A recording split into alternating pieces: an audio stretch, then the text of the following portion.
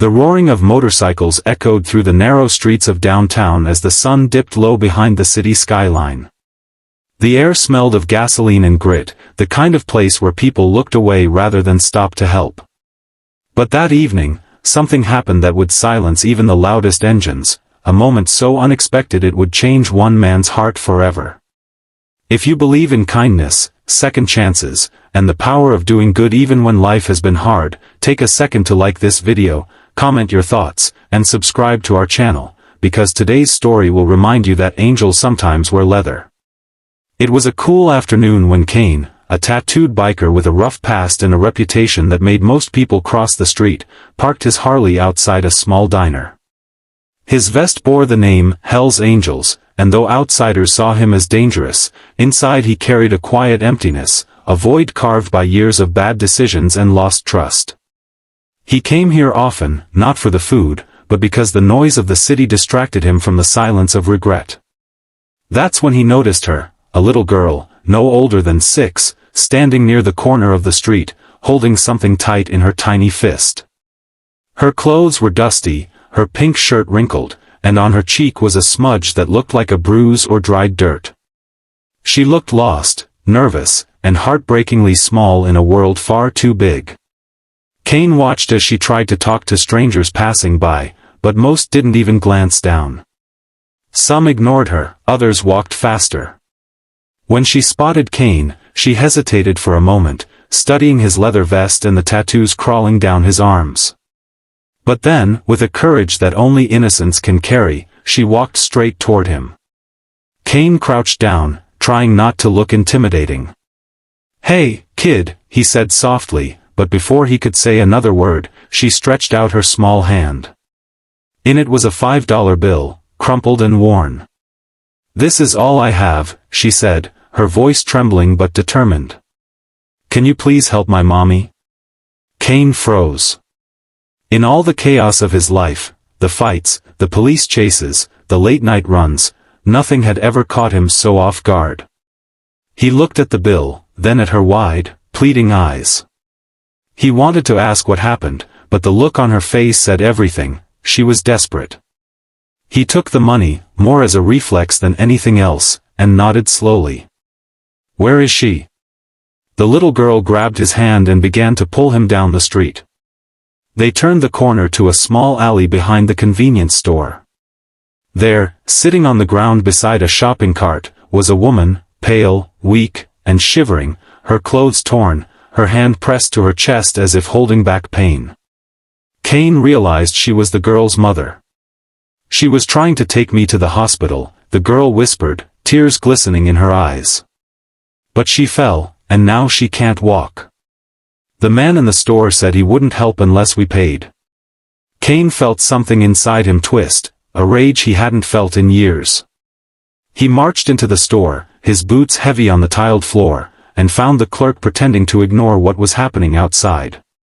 With one cold stare and a voice that could freeze blood, Kane made it clear, the woman was going to get help, with or without the man's permission. Minutes later, Kane was carrying the woman in his arms, his biker jacket wrapped around her shoulders as he placed her gently into his motorcycle's sidecar.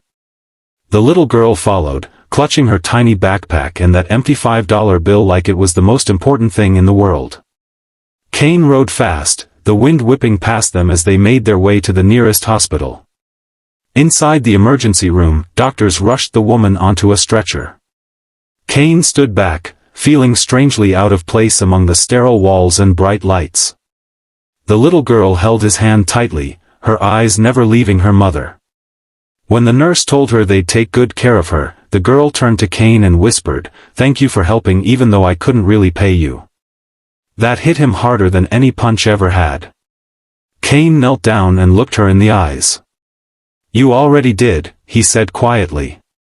While her mother was treated, Kane waited with the girl in the hospital cafeteria. She told him her name was Lily, that her mom worked 2 jobs, and that they'd been living in a small rented room ever since her dad left. She'd found the $5 in her backpack, the last bit of money her mother had saved for groceries, and thought maybe someone strong could help if she offered it. Kane listened in silence. For years, he had believed strength came from power, from fear, from never backing down. But here was a little girl who'd faced the world with nothing but courage and a wrinkled bill, and somehow, she had more strength than any man he'd ever met. When the doctor finally came out, he said the woman would be fine but needed rest and medication. Cain handled the hospital bill without a word, using money he'd earned from his last mechanic job. When Lily's mother woke up, she tried to thank him, but tears stopped her. "You don't owe me anything," Cain said softly. "Your daughter already paid me more than I deserved." Over the next few weeks, Cain visited them often. He fixed things around their small room, brought groceries, and even repaired the mother's broken scooter. But what surprised him most was how much Lily changed him. She'd always greet him with a hug and a smile, saying, "You're our angel with tattoos." For a man who'd spent his life being feared, those words hit deep. Soon, Cain's biker brothers noticed the change. The once angry, reckless man now smiled more, drank less, and spent his nights volunteering at a local garage that helped struggling families fix their vehicles for free. The name, Hell's Angel, began to mean something new to him, not rebellion, but redemption.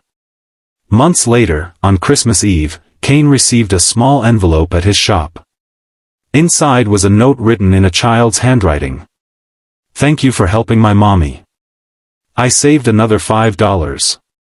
Next time someone needs help, please use this for them." Cain folded the note gently, his eyes wet with emotion. That tiny piece of paper reminded him that even the smallest act of kindness can create ripples that never stop. He placed the $5 in his wallet, not to spend, but to remember that a little girl once paid him to believe in good again.